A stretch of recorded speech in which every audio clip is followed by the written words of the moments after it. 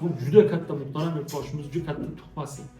Endi transformator ikkita, 3,5 kilometr tarmoq qo'yibsiz, to'g'rimi? Xo'sh, mahalla binosi qo'yibsizlar, shundaymi? Shunday. Ichki yo'llarni ta'mirlash, to'g'rimi? Asfalt qo'yibsizlar, 3 kilometr. 300 kilovat mana shu Chilgaz mahalla fuqarolar yo'llarida shu og'ir mahalla sifatida nima qilinadi? Quyosh paneli. Bodir Kengash necha pulgacha ishlaydi? 120 million o'rtacha 200 million so'm bir yilga ishlaydi. Bo'ladi.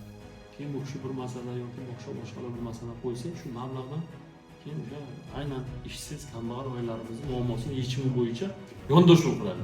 Maktab ham qo'yilgan 26-yilga. Ha, qo'yilgan. Bo'ladi. Xabaringiz yo'qmi? Men shuning uchun mana sizlarga mana o'zimni og'zimdan eshitgandim. Kechqurun bo'lsa ham sizlar bilasiz.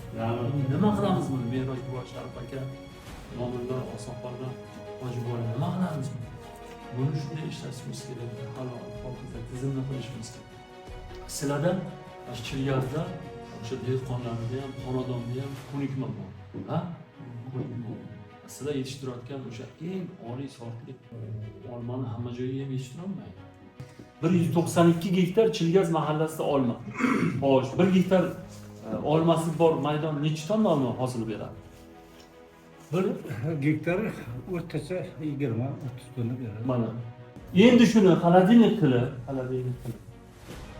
300 tonnasini xolodilnikka saqlab, shuni 20 mingdan sotsa qancha bo'ladi? 10 milliard pul bo'ladi. Ertaga xudo xolasa mana shu yerda turizm joyiga aylanadi. Turizm.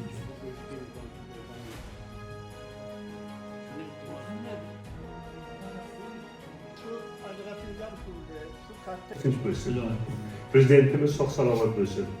Bizlar rahbarlik qilayotgan viloyat hokimi sizga g'ayrat kuch bersin. Doim omadda bersin.